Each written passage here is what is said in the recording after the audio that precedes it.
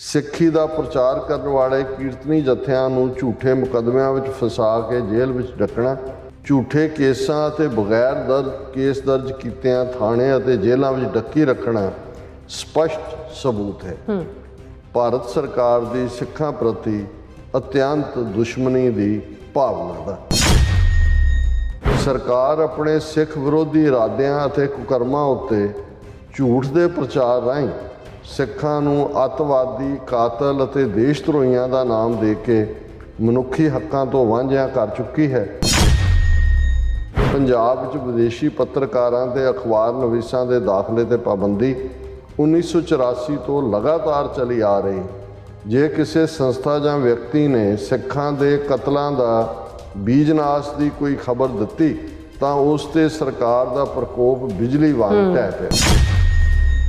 ਸਰਕਾਰ ਦੇ ਇਸ ਭੰਡੀ ਪ੍ਰਚਾਰ ਸਦਕਾ ਮਜ਼ਲੂਮ ਸਿੱਖਾਂ ਦਾ USA, ਇੰਗਲੈਂਡ, ਵੈਸਟ ਜਰਮਨੀ ਅਤੇ ਕੈਨੇਡਾ ਵਰਗੇ ਮਨੁੱਖੀ ਅਧਿਕਾਰਾਂ ਦੇ ਸਮਰਥਕ ਦੇਸ਼ਾਂ ਵਿੱਚ ਵੀ ਕਾਫੀਆ ਤੰਗ ਹੋਣ ਲੱਗਾ। ਭਾਰਤ ਸਰਕਾਰ ਦੀਆਂ ਸਾਰੀਆਂ ਸਿਆਸੀ ਜਥੇਬੰਦੀਆਂ, Bharatiya Janata party, CPI, CPM ਸਾਰੇ ਦੇ ਸਾਰੇ ਇੱਕ ਆਵਾਜ਼ ਹੋ ਕੇ ਸਿੱਖਾਂ ਦੇ ਵਿਰੁੱਧ ਲਾਮਬੰਦ ਹੋ ਗਏ ਹਨ ਅਤੇ ਸਿੱਖਾਂ ਦੇ ਕਤਲੇਆਮ ਅਤੇ ਬੀਜਨਾਸ਼ ਉੱਤੇ ਹਾਂ ਦਾ ਨਾਅਰਾ ਵੀ ਨਹੀਂ ਮਾਰਿਆ।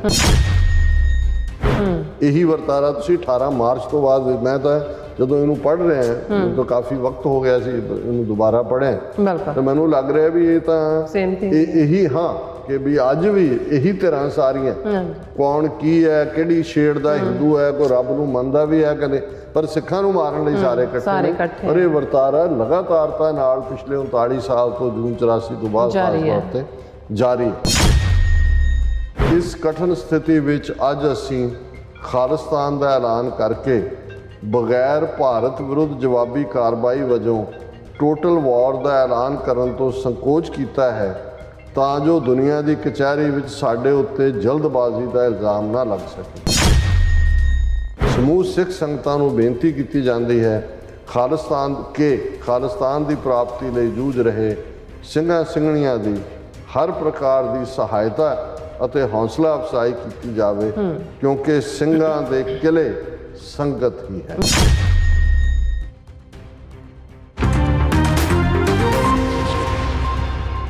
ਵਾਹਿਗੁਰੂ ਜੀ ਕਾ ਖਾਲਸਾ, ਵਾਹਿਗੁਰੂ ਜੀ ਕੀ ਫਤਿਹ। ਅਸਲਾਮ ਵਾਲੇਕੁਮ, ਆਦਾਬ, ਵਰਜ਼। ਮੈਂ ਤੁਹਾਡੀ ਹੋਸਟ ਨੀਲਮ ਖੋਟਮਾ TV 84 ਦੇ ਸਾਰੇ ਦਰਸ਼ਕਾਂ ਤੇ ਸਰੋਤਿਆਂ ਨੂੰ ਜੀ ਆਇਆਂ ਕਹਿੰਦੀ ਹਾਂ ਪ੍ਰੋਗਰਾਮ ਸੱਚੋ ਸੱਚ ਵਿੱਚ, ਜਿਹੜੇ ਇਸ ਪ੍ਰੋਗਰਾਮ ਨਾਲ ਦੇਸ਼ਾਂ ਵਿਦੇਸ਼ਾਂ ਤੋਂ ਜੁੜ ਚੁੱਕੇ ਨੇ। ਖਾਲਸਾ ਅਫੇਅਰਸ ਸੈਂਟਰ ਦੇ ਸੰਚਾਲਕ ਡਾਕਟਰ ਅਮਰਜੀਤ ਸਿੰਘ ਜੀ ਸਟੂਡੀਓ 'ਚ ਮੇਰੇ ਨਾਲ ਮੌਜੂਦ ਨੇ। ਉਹਨਾਂ ਨਾਲ ਗੱਲਬਾਤ ਕਰਕੇ ਅੱਜ ਦੇ ਅਹਿਮ ਇਸ਼ੂਜ਼ ਉੱਪਰ ਉਹਨਾਂ ਤੋਂ ਉਹਨਾਂ ਦਾ ਤਜ਼ੀਆ ਜਾਣਦੇ ਹਾਂ।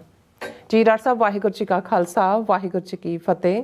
ਹਾਂਜੀ ਨੀਲਮ ਕੌਰ ਜੀ, ਤੁਹਾਨੂੰ ਵੀ ਤੇ ਦੁਨੀਆ ਭਰ 'ਚ ਬੈਠੇ ਸਾਡੇ ਬਹੁਤ ਹੀ ਪਿਆਰੇ, ਸੋਹਣੇ, ਸਿਆਣੇ TV 84 ਦੇ ਦਰਸ਼ਕਾਂ ਨੂੰ ਵੀ ਵਾਹਿਗੁਰੂ ਜੀ ਕਾ ਖਾਲਸਾ, ਵਾਹਿਗੁਰੂ ਜੀ ਕੀ ਫਤਿਹ। ਤੇ ਸਾਡੇ ਬਹੁਤ ਹੀ ਪਿਆਰੇ ਮੁਸਲਮਾਨ ਭੈਣਾਂ ਭਰਾਵਾਂ ਨੂੰ ਅਸਲਾਮ ਅਲੈਕੁਮ। ਜੀ ਡਾਕਟਰ ਸਾਹਿਬ, ਜੀ ਆਇਆਂ ਨੂੰ ਪ੍ਰੋਗਰਾਮ ਸੱਚੋ ਸੱਚ ਵਿੱਚ। ਬਹੁਤ ਮਿਹਰਬਾਨੀ। ਜੀ ਡਾਕਟਰ ਸਾਹਿਬ, ਅੱਜ 3 ਮਈ 2023 20 ਵਿਸਾਖ ਨਾਨਕਸ਼ਾਹੀ ਸੰਮਤ 555 ਦਾ ਦਿਨ ਹੈ ਤੇ ਡਾਕਟਰ ਸਾਹਿਬ ਪ੍ਰੋਗਰਾਮ ਸ਼ੁਰੂ ਕਰਨ ਤੋਂ ਪਹਿਲਾਂ ਅਸੀਂ ਆਪਣੇ ਦਰਸ਼ਕਾਂ ਤੇ ਸਰੋਤਿਆਂ ਨੂੰ ਹਮੇਸ਼ਾ ਤਰ੍ਹਾਂ ਦੱਸਦੀ ਵਿਊਅਰਸ, ਜੇ ਤੁਸੀਂ ਹੱਕ, ਸੱਚ, ਇਨਸਾਫ ਤੇ ਪੈਰਾ ਦਿੰਦਾ ਇੱਕੋ ਇੱਕ ਚੈਨਲ TV 84 ਨੂੰ ਦੇਖਣਾ ਚਾਹੁੰਦੇ ਹੋ ਤਾਂ ਤੁਸੀਂ ਦੇਖ ਸਕਦੇ ਹੋ spectrum cable, RCN cable, welfare Canada, roku, ਜਾਦੂ ਬਾਕਸ, ਸ਼ਾਵਾ, Facebook, TV 84 ਦੀ ਐਪ ਰਾਹੀਂ online streaming and IP box ਤੇ ਤੁਸੀਂ TV 84 ਨੂੰ ਦੇਖ ਸਕਦੇ ਹੋ। ਵਿਊਅਰਸ, ਜੇ ਤੁਸੀਂ TV 84 ਨਾਲ ਜਾਂ ਪ੍ਰੋਗਰਾਮ ਸੱਚੋ ਸੱਚ ਨਾਲ Facebook ਰਾਹੀਂ ਜੁੜੇ ਤੇ ਇਸ ਨੂੰ ਵੱਧ ਲਾਈਕ ਕਰੋ ਤੇ ਸ਼ੇਅਰ ਕਰੋ ਅਤੇ ਨਾਲ ਹੀ YouTube ਤੇ ਸਬਸਕ੍ਰਾਈਬ ਵੀ ਕਰੋ। ਇਹ ਵੀ ਦੱਸ ਦਿਓ ਕਿ ਤੁਸੀਂ TV 84 ਦੀ ਐਪ ਨੂੰ ਐਂਡਰੋਇਡ ਐਂਡ ਐਪ ਸਟੋਰ ਤੇ ਡਾਊਨਲੋਡ ਕਰਕੇ ਜੋ TV 84 ਦੀ ਲਾਈਵ ਸਟ੍ਰੀਮ ਹੈ ਇਸ ਨੂੰ ਤੁਸੀਂ 24 ਆਵਰਸ ਦੇਖ ਸਕਦੇ ਹੋ। ਸੋ ਵਿਊਅਰਸ, ਪ੍ਰੋਗਰਾਮ ਦੀ ਸ਼ੁਰੂਆਤ ਕਰਾਂਗੇ ਹਮੇਸ਼ਾ ਤਰ੍ਹਾਂ ਦੀ ਸਪਾਂਸਰਸ਼ਿਪ ਦੇ ਵਾਲੇ ਨਾਲ ਕਿ ਅੱਜ ਦੇ ਪ੍ਰੋਗਰਾਮ ਸੱਚੋ ਸੱਚ ਨੂੰ ਸਪਾਂਸਰ ਕੀਤਾ ਗਿਆ ਟੋਰਾਂਟੋ ਤੋਂ ਵੀਰ ਨਵਦੀਪ ਸਿੰਘ ਜੀ ਵੱਲੋਂ ਅਤੇ ਇਹਨਾਂ ਨੇ ਉਹ ਬੇਨਤੀ ਕੀਤੀ ਹੈ ਕਿ ਅਸੀਂ ਪੰਥਕ ਮੁੱਦਿਆਂ ਤੇ ਇਕਜੁੱਟਤਾ ਦਾ ਇਜ਼ਹਾਰ ਕਰੀਏ। ਸਾਡੇ ਵੱਖ-ਵੱਖ ਕੰਮ ਕਰਨ ਦੇ ਤਰੀਕੇ ਹੋ ਸਕਦੇ ਹਨ, ਵੱਖਰੀਆਂ ਧਿਰਾਂ ਹੋ ਸਕਦੀਆਂ ਹਨ, ਸੋਚ ਅਤੇ ਪਹੁੰਚ ਵੀ ਵੱਖਰੀ ਹੋ ਸਕਦੀ ਹੈ, ਪਰ ਘੱਟੋ ਘੱਟ ਵਿਸ਼ਵਾਸ, ਇਤਫਾਕ, ਬੈਨੀਫਿਟ ਆਫ ਡਾਊਟ ਤਾਂ ਦਈਏ। ਕਿਉਂ ਅਸੀਂ ਹਰ ਨਿੱਕੀ ਗੱਲ ਨਾਲ ਇੱਕ ਦੂਜੇ ਨੂੰ ਸਰਕਾਰੀ ਗਰਦਾਨਣ ਲੱਗ ਜਾਂਦੇ ਹਾਂ। ਸੋ ਅੱਜ ਦੀ ਸਪਾਂਸਰਸ਼ਿਪ ਲਈ ਅਸੀਂ ਵੀਰ ਨਵਦੀਪ ਸਿੰਘ ਜੀ ਦਾ ਤਹਿ ਦਿਲ ਤੋਂ ਧੰਨਵਾਦ ਕਰਦੇ ਹਾਂ ਔਰ ਤੁਹਾਨੂੰ ਵੀ ਅਪੀਲ ਤੇ ਬੇਨਤੀ ਕਰਦੇ ਹਾਂ ਕਿ ਤੁਸੀਂ ਪ੍ਰੋਗਰਾਮ ਸੱਚੋ ਸੱਚ ਨੂੰ ਵੱਧ ਤੋਂ ਵੱਧ ਸਪਾਂਸਰ ਕਰੋ। ਸਪਾਂਸਰਸ਼ਿਪ ਲਈ ਤੁਸੀਂ ਸਾਨੂੰ ਕਾਲ ਕਰ ਸਕਦੇ ਹੋ ਸਾਡੇ ਫੋਨ ਨੰਬਰ ਤੇ 516661911984, ਸੇਮ ਨੰਬਰ ਤੇ WhatsApp ਕਰ ਸਕਦੇ ਹੋ। ਤੁਸੀਂ ਸਾਨੂੰ ਈਮੇਲ ਵੀ ਕਰ ਸਕਦੇ ਹੋ info@tv84 K24.TV ਤੇ। ਸੋ ਵਿਊਅਰਸ, ਪਹਿਲੇ ਸੈਗਮੈਂਟ ਦੇ ਵਿੱਚ ਆਪਾਂ ਗੱਲਬਾਤ ਜੋ ਪਿਛਲੇ ਦਿਨਾਂ ਤੋਂ ਕਰ ਰਹੇ ਹਾਂ ਖਾਲਿਸਤਾਨ ਐਲਾਨਨਾਮੇ ਦੇ ਹਵਾਲੇ ਨਾਲ। ਸੋ ਅੱਜ ਅਖੀਰਲੀ ਵਿਚਾਰ ਚਰਚਾ ਹੋਏਗੀ। ਸੋ ਵਿਊਅਰਸ, ਜਿਸ ਤਰ੍ਹਾਂ ਕਿ ਆਪਾਂ ਜਾਣਦੇ ਹਾਂ ਕਿ 29 ਅਪ੍ਰੈਲ 1986 ਉਹ ਦਿਨ ਹੈ ਜਿਸ ਦਿਨ ਸਰਬੱਤ ਖਾਲਸਾ ਵੱਲੋਂ ਥਾਪੀ 5 ਮੈਂਬਰੀ ਪੰਥਕ ਕਮੇਟੀ ਨੇ ਖਾਲਿਸਤਾਨ ਦਾ ਐਲਾਨਨਾਮਾ ਜਾਰੀ ਕਰਕੇ ਸਿੱਖਾਂ ਦਾ ਰਾਜਸੀ ਨਿਸ਼ਾਨਾ ਜਿਹੜਾ ਉਹ ਮਿਥਿਆ ਸੀ। ਇਸ ਖਾਲਿਸਤਾਨ ਦੇ ਐਲਾਨਨਾਮੇ ਵਿੱਚ ਭਵਿੱਖ ਦੇ ਖਾਲਿਸਤਾਨ ਦੇ ਸਿਆਸੀ, ਸਮਾਜਿਕ, ਆਰਥਿਕ ਅਤੇ ਜਿਹੜੇ ਵਿਦਿਅਕ ਢਾਂਚੇ ਬਾਰੇ ਜਿਹੜੇ ਬੀਜ ਰੂਪ ਵਿੱਚ ਤੱਤ ਮੌਜੂਦ ਨੇ। ਸੋ ਇਸ ਬਾਰੇ ਆਪਾਂ ਗੱਲਬਾਤ ਕਰਨ ਜਾ ਰਹੇ ਹਾਂ। ਸੋ ਅਸੀਂ ਚਾਹਾਂਗੇ ਕਿ ਤੁਸੀਂ ਇਸੇ ਤਰ੍ਹਾਂ ਬਣੇ ਰਹਿਣਾ। ਦੇਖਣ ਸੁਣ ਲਈ ਤੁਹਾਡਾ ਸਭ ਦਾ ਬਹੁਤ ਬਹੁਤ ਸ਼ੁਕਰੀਆ ਜੀ। ਰਾਜ ਸਾਹਿਬ, ਕੀ ਕਹਿਣਾ ਚਾਹੋਗੇ? ਦੇਖੋ, ਸਭ ਤੋਂ ਪਹਿਲਾਂ ਤਾਂ ਅਸੀਂ ਅੱਜ ਦੇ ਪ੍ਰੋਗਰਾਮ ਨੂੰ ਸਪਾਂਸਰ ਕਰਨ ਲਈ ਵੀਰ ਨਵਦੀਪ ਸਿੰਘ ਟੋਰਾਂਟੋ, ਉਹਨਾਂ ਦਾ ਸ਼ੁਕਰੀਆ ਅਦਾ ਕਰਦੇ ਹਾਂ ਜੀ। ਉਹਨਾਂ ਨੇ ਬਿਲਕੁਲ ਠੀਕ ਕਿਹਾ ਕਿ ਵਿਚਾਰ ਭੇਦ ਹੋ ਸਕਦੇ ਨੇ ਔਰ ਜਾਗਦੀਆਂ ਕੌਮਾਂ ਵਿੱਚ ਹਮੇਸ਼ਾ ਹੀ ਇੰਡੀਪੈਂਡੈਂਟ ਵਿਚਾਰ ਹੁੰਦੇ ਨੇ। ਵਿਚਾਰਾਂ ਦੀ ਚਰਚਾ ਤੁਸੀਂ ਬੈਠ ਕੇ ਕਰਦੇ ਹੋ, ਜਿਸ ਨੂੰ ਅਸੀਂ ਗੋਸ਼ਟੀ, ਡਿਸਕਸ਼ਨ, ਅੱਜ ਕੱਲ੍ਹ ਸੰਵਾਦ ਲਫ਼ਜ਼ ਜ਼ਿਆਦਾ ਇਸਤੇਮਾਲ ਹੁੰਦਾ ਹੈ। ਉਸ ਜਿਹੜਾ ਚੰਗਾ ਖਿਆਲ ਹੁੰਦਾ ਹੈ ਉਹ ਪ੍ਰਵੇਲ ਕਰਦਾ ਹੈ।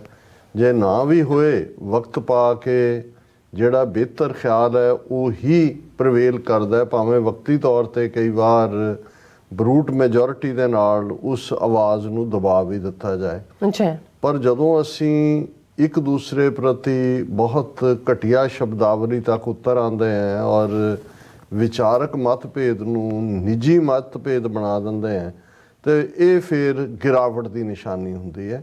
ਔਰ ਜਦੋਂ ਅਸੀਂ ਸਿੱਖੀ ਦਾ ਕੁੱਲ ਮਿਲਾ ਕੇ ਨੁਕਤਾ ਨਿਗਾਹ ਦੇਖਦੇ ਹਾਂ ਤੇ ਸਾਡੇ ਧਰਮ ਦੇ ਵਿੱਚ ਤਾਂ ਜਿੱਥੇ ਰੱਬ ਦੀ ਯਾਦ ਦੇ ਨਾਲ ਨਾਮ ਜਪੋ, ਕਿਰਤ ਕਰੋ, ਵੰਡ ਛਕੋ, ਇਹ ਸਾਡੇ ਸਿਧਾਂਤ ਨੇ। ਪਰ ਸਾਡੀ ਸੰਗਤ ਜਾਂ ਰੂਹਾਨੀਅਤ ਦਾ ਜਿੱਥੇ ਪ੍ਰਕਾਸ਼ ਹੈ, ਜਿਸ ਨੂੰ ਅਸੀਂ ਗੁਰਦੁਆਰਾ ਸਾਹਿਬ ਰੂਪ ਦੇ ਵਿੱਚ ਗੁਰੂ ਗ੍ਰੰਥ ਸਾਹਿਬ ਦੀ ਤਾਬਿਆ 'ਚ, ਉੱਥੇ ਵੀ ਜਿਹੜਾ ਮੁੱਖ ਤੌਰ ਦੇ ਉੱਤੇ ਜਿੱਥੇ ਗੁਰਬਾਣੀ ਪੜ੍ਹੀ ਜਾਂਦੀ ਹੈ, ਕੀਰਤਨ ਕੀਤਾ ਜਾਂਦਾ ਹੈ, ਫਿਰ ਕਥਾ ਕੀਤੀ ਜਾਂਦੀ ਹੈ। ਕਥਾ ਨੂੰ ਵੀ ਗੁਰੂ ਦੀ ਵਿਚਾਰ ਹੈ ਕਥਾ ਦੀ। ਔਰ ਵੈਸੇ ਵੀ ਸੰਗਤੀ ਰੂਪ ਦੇ ਵਿੱਚ ਜਦੋਂ ਅਸੀਂ ਇਹ ਫੈਸਲਾ ਲੈਂਦੇ ਹਾਂ, ਔਰ ਅਕਸਰ ਇਹ ਕਿਹਾ ਜਾਂਦਾ ਹੈ ਕਿ ਵੀ ਗੁਰੂ 20 ਵਿਸਵੇ ਹੈ, ਸੰਗਤ 21 ਵਿਸਵੇ ਹੈ। 21 ਇਹ ਨਹੀਂ ਹੈ ਵੀ ਉਹ ਗੁਰੂ ਤੋਂ ਉੱਪਰ ਹੈ, ਲੇਕਿਨ ਗੁਰੂ ਦੀ ਹਜ਼ੂਰੀ ਦੇ ਵਿੱਚ ਬੈਠ ਕੇ ਸੰਗਤ ਗੁਰੂ ਦੀ ਜੁਗਤ ਅਨੁਸਾਰ ਫੈਸਲੇ ਲੈਂਦੀ ਹੈ, ਵਿਚਾਰ ਕਰਦੀ ਹੈ। ਇਸ ਨੂੰ ਹੀ ਅਸੀਂ ਜਦੋਂ ਇਹ ਕਹਿੰਦੇ ਹਾਂ ਕਿ ਜੈਕਾਰਿਆਂ ਦੀ ਗੂੰਜ 'ਚ ਪ੍ਰਵਾਨ ਹੋਇਆ, ਇਹ ਸੰਗਤ ਦੀ ਸਹਿਮਤੀ ਦਾ ਹੁੰਦਾ ਹੈ। ਔਰ ਸੰਗਤ ਦੀ ਵਿਚਾਰ 'ਚ ਜ਼ਾਹਰ ਹੈ ਕਿ ਵੀ ਹਰ ਚੀਜ਼ ਨੂੰ ਬੜੇ ਜਿਹੜਾ ਹਰ ਇੱਕ ਨੂੰ ਹੱਕ ਹੁੰਦਾ ਸੀ ਕਿ ਉਹ ਆਪਣੀ ਗੱਲ ਕਹਿ ਸਕੇ। ਇਹੀ ਪੈਟਰਨ ਜਦੋਂ ਅਸੀਂ 18ਵੀਂ ਸਦੀ ਦੀ ਸਿੱਖ ਲੀਡਰਸ਼ਿਪ ਦੇ ਵਿੱਚ ਦੇਖਦੇ ਹਾਂ, ਸਰਬੱਤ ਖਾਲਸਾ ਦੇ ਰੂਪ 'ਚ।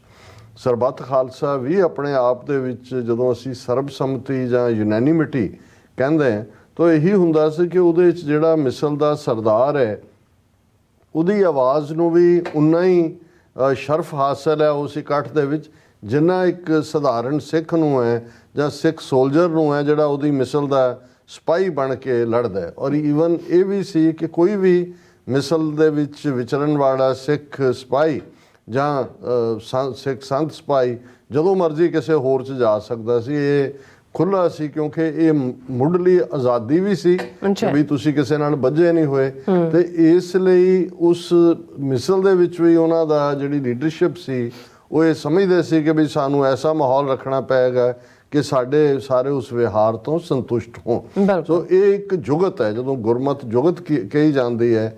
ਸੋ ਅੱਜ ਮੰਦੇ ਭਾਗਾਂ ਨੂੰ ਜਦੋਂ ਅਸੀਂ ਇੱਕ ਪਾਸੇ ਸੋਸ਼ਲ ਮੀਡੀਆ ਆਇਆ, ਸਾਨੂੰ ਲੱਗਾ ਵੀ ਸਾਨੂੰ ਵੀ ਇੱਕ ਪਲੇਟਫਾਰਮ ਮਿਲਿਆ।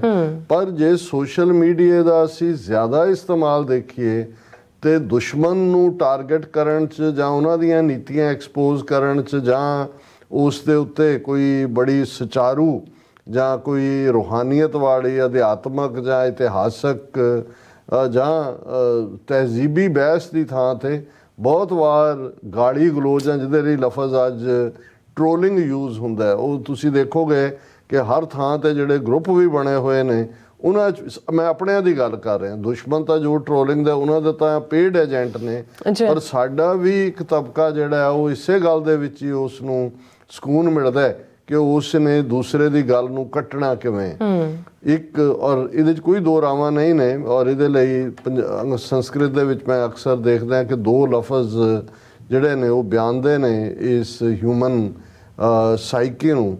ਇੱਕ ਈਰਸ਼ਾ, ਜਿਸ ਨੂੰ ਈਰਖਾ ਕਹਿੰਦੇ ਆ, ਦੂਸਰੀ ਸਪਰਧਾ। ਮੈਨੂੰ ਕਦੇ ਵੀ ਸਪਰਧਾ ਦਾ ਇੱਕ ਲਫ਼ਜ਼ ਪੰਜਾਬੀ 'ਚ ਨਹੀਂ ਮਿਲਿਆ ਕਿ ਬਈ ਜਿਹੜਾ ਟੁਗੈਦਰ ਹੈ। ਹਾਂ, ਅਸੀਂ ਇਹ ਕਹਿ ਸਕਦੇ ਹਾਂ ਕਿ ਭਾਈ ਜਿਹੜਾ ਉਹ ਹੈਲਥੀ ਮੁਕਾਬਲਾ ਨਹੀਂ। ਔਰ ਸਪਰਧਾ ਦਾ ਮਤਲਬ ਹੈ ਇੱਕ ਤਾਂ ਇਹ ਹੈ ਕਿ ਤੁਸੀਂ ਇਹ ਦੇਖਦੇ ਹੋ ਕਿ ਬਈ ਕੋਈ ਅੱਗੇ ਵੱਧ ਰਿਹਾ, ਤੁਸੀਂ ਉਸ ਦੀ ਲੱਤ ਖਿੱਚਣੀ ਹੈ, ਉਹਦੇ ਬਾਰੇ ਕੁਝ ਨਾ ਪੱਖੀ ਕਹਿਣਾ ਹੈ, ਕੋਈ ਸਾਜ਼ਿਸ਼ੀ ਉਹਨੂੰ ਸ਼ਕਲ ਦੇਣੀ ਹੈ। ਪਰ ਸਪਰਧਾ ਹੁੰਦਾ ਹੈ ਕਿ ਵੀ ਜਿਹਦੇ 'ਚ ਤੁਸੀਂ ਇੱਕ ਦੀ ਕਾਮਯਾਬੀ ਜਾਂ ਉਹਦੇ ਚੰਗੀ ਗੱਲ ਨੂੰ ਦੇਖ ਕੇ ਤੁਹਾਡੇ ਅੰਦਰ ਇਹ ਜਾਗਦਾ ਕਿ ਵੀ ਤੁਸੀਂ ਵੀ ਉਵੇਂ ਦਾ ਕਿਵੇਂ ਹੋਣਾ। ਜਿਵੇਂ ਗੁਰਮਤਿ ਦੇ ਵਿੱਚ ਜਾਏ ਪੁੱਛੋ ਸੁਹਾਗਣੀ ਵਾਹੇ ਕਿੰਨੀ ਬਾਤੀ ਸ਼ੌ ਪਾਈ ਹੈ। ਹੁਣ ਇਹ ਹੈ ਕਿ ਇਹ ਸਪਰਧਾ ਦੀ ਲਾਈਨ 'ਚ ਹੈ ਕਿ ਵੀ ਇੱਕ ਤੁਹਾਨੂੰ ਲੱਗਦਾ ਵੀ ਰੱਬ ਨਾਲ ਮਿਲੀਆਂ ਹੋਈਆਂ ਰੂਹਾਂ ਨੇ, ਤੁਸੀਂ ਉਹਨਾਂ ਦੀ ਸੰਗਤ ਕਰਦੇ ਹੋ, ਉਹਨਾਂ ਦੇ ਨਾਲ ਗੁਫ਼ਤਗੂ ਕਰਦੇ ਹੋ ਕਿ ਭਾਈ ਤੁਸੀਂ ਰੱਬ ਦੀ ਨਜ਼ਦੀਕੀ ਕਿਵੇਂ ਹਾਸਲ ਕੀਤੀ, ਤੁਹਾਨੂੰ ਰੱਬ ਦੀ ਕੁਰਬਤ ਕਿਵੇਂ ਮਿਲੀ।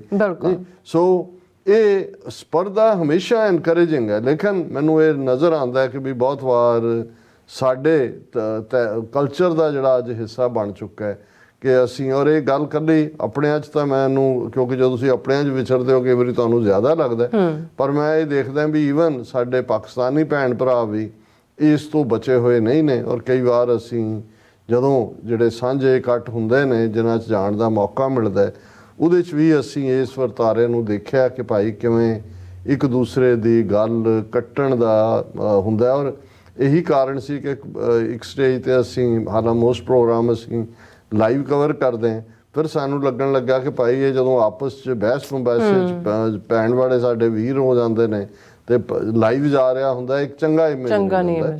ਸੋ ਅਸੀਂ ਜਿਵੇਂ ਵੀਰ ਨਵਦੀਪ ਸਿੰਘ ਹੋਰਾਂ ਨੇ ਕਿਹਾ ਕਿ ਭਾਈ ਕੌਮ ਦੀ ਗੱਲ ਹੈ, ਕੌਮ ਦਾ ਘਰ ਬਣਾਉਣਾ ਸਾਡਾ ਮਨਸ਼ਾ ਹੈ, ਸਿਰ ਜੋੜ ਕੇ ਅਸੀਂ ਬੈਠੀਏ ਔਰ ਕਿਸ ਉਦਮ ਤੇ ਰਾਜ ਮਿਲੇ, ਸ਼ਤਰੂ ਤੇ ਸਭ ਹੋਵੇ ਮੀਤਾ, ਸਾਡੀ ਇਹ ਪਹੁੰਚ ਹੋਣੀ ਚਾਹੀਦੀ। ਅਸੀਂ ਨਾਲ ਹੀ, ਹਾਲਾਂਕਿ ਕੱਲ ਵੀ ਅਸੀਂ ਮੈਂਸ਼ਨ ਕੀਤਾ ਸੀ ਕਿ TV 84 ਦੇ ਫਾਊਂਡਰ ਡਾਕਟਰ ਰਣਜੀਤ ਸਿੰਘ ਸਾਡੇ ਬਹੁਤ ਹੀ ਪਿਆਰੇ ਮਹਿਬੂਬ ਦੋਸਤ, ਆਲਮੋਸਟ 30 ਸਾਲ ਦੀ ਸਾਂਝ, ਜਿਹੜੇ ਪਿਛਲੇ ਵਰੇ ਸਾਨੂੰ ਵਿਛੋੜਾ ਦੇ ਗਏ ਸੀ ਜੂਨ ਦੇ ਮਹੀਨੇ। ਉਹਨਾਂ ਦੀ ਯਾਦ ਦੇ ਵਿੱਚ ਅਰਦਾਸ ਸਮਾਗਮ ਅਖੰਡ ਪਾਠ ਸਾਹਿਬ ਜਿਹੜਾ ਡਾਲਸ ਗੁਰਦੁਆਰਾ ਸਿੰਘ ਸਭਾ ਫਰਾਈਡੇ ਯਾਨੀ ਕਿ ਪਰਸੋਂ ਰੱਖਿਆ ਜਾਣਾ ਹੈ, ਐਤਵਾਰ ਭੋਗ ਹੋਏਗਾ। ਅਸੀਂ ਸ਼ਮੂਲੀਅਤ ਕਰਾਂਗੇ, ਹੋਰ ਵੀ ਜਿਹੜੇ ਉਹਨਾਂ ਨੂੰ ਪਿਆਰ ਕਰਨ ਵਾਲੇ ਨੇ ਉਹ ਸ਼ਾਮਲ ਹੋਣਗੇ। ਸੋ ਜਿਹੜੇ ਵੀ ਡਾਲਸ, ਹਿਊਸਟਨ, ਆਸਟਨ ਉਸ ਬੈਲਟ ਦੇ ਵਿੱਚ ਨੇ ਔਰ ਸਾਨੂੰ ਮਿਲਣਾ ਵੀ ਚਾਹੁੰਦੇ ਹੋਣ, ਜਾਂ ਉਹਨਾਂ ਨੂੰ ਵੀ ਲੱਗੇ ਕਿ ਭਾਈ ਜਿਹੜਾ ਕੌਮ ਦੇ ਲਈ ਤੁਰਿਆ ਇਨਸਾਨ, ਜਿਸ ਨੇ ਆਪਣੀ ਜ਼ਿੰਦਗੀ ਦਾ ਇੱਕ ਵੱਡਾ ਹਿੱਸਾ 3 ਦਹਾਕੇ ਤੋਂ ਜ਼ਿਆਦਾ ਸਿਰਫ ਤੇ ਸਿਰਫ ਕੌਮ ਦੀ ਖਿਦਮਤ ਕੀਤੀ, ਉਹਨਾਂ ਦੀ ਯਾਦ ਦੇ ਵਿੱਚ ਵੀ ਜੁੜ ਬੈਠਣਾ ਤੇ ਉਹ ਜ਼ਰੂਰ ਉਸ ਸਮਾਗਮ ਦੇ ਵਿੱਚ ਸ਼ਮੂਲੀਅਤ ਕਰਨ। ਅਸੀਂ ਸੰਡੇ ਨਾਈਟ ਤੱਕ ਹੋਵਾਂਗੇ, ਮੰਡੇ ਮਾਰਨਿੰਗ ਫਿਰ ਅਸੀਂ ਵਾਪਸੀ ਹੋਏਗੀ, ਪਰ ਅਸੀਂ ਕੋਸ਼ਿਸ਼ ਕਰਾਂਗੇ ਕਿ ਕੱਲ ਦਾ ਪ੍ਰੋਗਰਾਮ ਅਸੀਂ ਕਰ ਸਕੀਏ।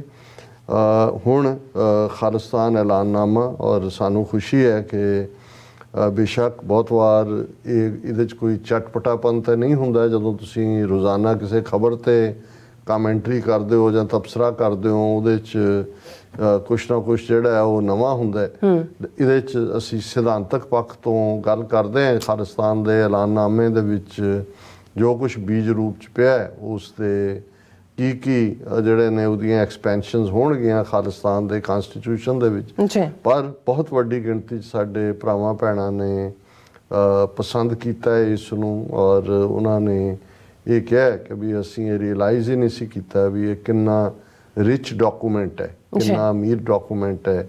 ਔਰ ਬਹੁਤਿਆਂ ਨੂੰ, ਕਿਉਂਕਿ ਖਾਸ ਤੌਰ 'ਤੇ ਜਿੱਥੇ ਇੱਕ ਧੱਕਾਸ਼ਾਹੀ ਦਾ ਰਾਜ ਹੋਏ, ਤੁਸੀਂ ਪੁਲਿਸ ਦਾ ਡੰਡਾ ਦੇਖਿਆ ਹੋਇਆ ਜਾਂ ਅਫਸਰਾਂ ਦੀ ਖੁਸ਼ਾਮਦ ਜਾਂ ਪੈਸੇ ਵੰਡਦੇ ਦੇਖੇ ਹੋਏ ਨੇ ਜਾਂ ਦੂਜੇ, ਬਹੁਤਿਆਂ ਨੇ ਤਾਂ ਉੱਥੇ ਇੰਡੀਅਨ ਸੰਵਿਧਾਨ ਕੀ ਦੇਖਣਾ ਸੀ। ਜੇ ਦੇਖ ਵੀ ਲੈਣ ਤਾਂ ਉਹਨਾਂ ਨੇ ਕਹਿਣਾ ਜੀ ਸੰਵਿਧਾਨ ਦੀ ਜਿਲਦ ਚੁੱਕ ਕੇ ਵਿੱਚ ਪੈਸੇ ਹੀ ਰੱਖਣੇ ਪੈਣੇ ਆ ਕੋਈ ਵੀ ਕੰਮ ਕਰਾਉਣ ਲਈ, ਤੇ ਇਹਨੂੰ ਪੜ੍ਹ ਕੇ ਕੀ ਲੈਣਾ ਪੜ੍ਹ ਕੇ ਕੀ ਤੇ ਉਹਨਾਂ ਦੇ ਲਈ ਇਹ ਇੱਕ ਬੜੀ ਅਹਿਮੀਅਤ ਵਾਲੀ ਗੱਲ ਹੈ ਵੀ ਬਹੁਤਿਆਂ ਨੂੰ ਇਸ ਗੱਲ ਦਾ ਵੀ ਅਹਿਸਾਸ ਹੋਇਆ ਕਿ ਵੀ ਜਿਹੜੇ ਐਲਾਨਨਾਮੇ ਹੁੰਦੇ ਨੇ, ਡੈਕਲੇਰੇਸ਼ਨਸ ਹੁੰਦੀਆਂ, ਉਹਨਾਂ ਦੀ ਕੀ ਅਹਿਮੀਅਤ ਹੁੰਦੀ ਹੈ। ਹਾਲਾਂਕਿ ਕੰਪੈਰੀਜ਼ਨ 4 ਜੁਲਾਈ 1776 ਨਾਲ ਜ਼ਿਆਦਾ ਕੀਤਾ ਪਰ ਜੇ ਇਸ ਗੱਲ ਦਾ ਧਿਆਨ ਰਹੇ ਕਿ 23 ਮਾਰਚ 1940 ਨੂੰ ਜਿਹੜਾ ਪਾਕਿਸਤਾਨ ਦੇ ਵਿੱਚ ਅੱਜ ਵੀ ਯੌਮ-ਏ ਆਜ਼ਾਦੀ ਦਿਨ ਦੇ ਤੌਰ ਤੇ ਮਨਾਇਆ ਜਾਂਦਾ ਹੈ, ਲਾਹੌਰ ਡੈਕਲੇਰੇਸ਼ਨ ਜਿੱਥੇ ਹੁਣ ਮੀਨਾਰੇ ਪਾਕਿਸਤਾਨ ਬਣਿਆ ਲਾਹੌਰ ਦੇ ਵਿੱਚ, ਕਾਇਦੇ ਆਜ਼ਮ ਮੁਹੰਮਦ ਅਲੀ ਜਿਨ੍ਹਾਂ ਨੇ ਜਿਹੜਾ ਹੈ ਇਹ ਲਾਹੌਰ ਡੈਕਲੇਰੇਸ਼ਨ ਕੀਤੀ ਸੀ 23 ਮਾਰਚ 1940 ਨੂੰ,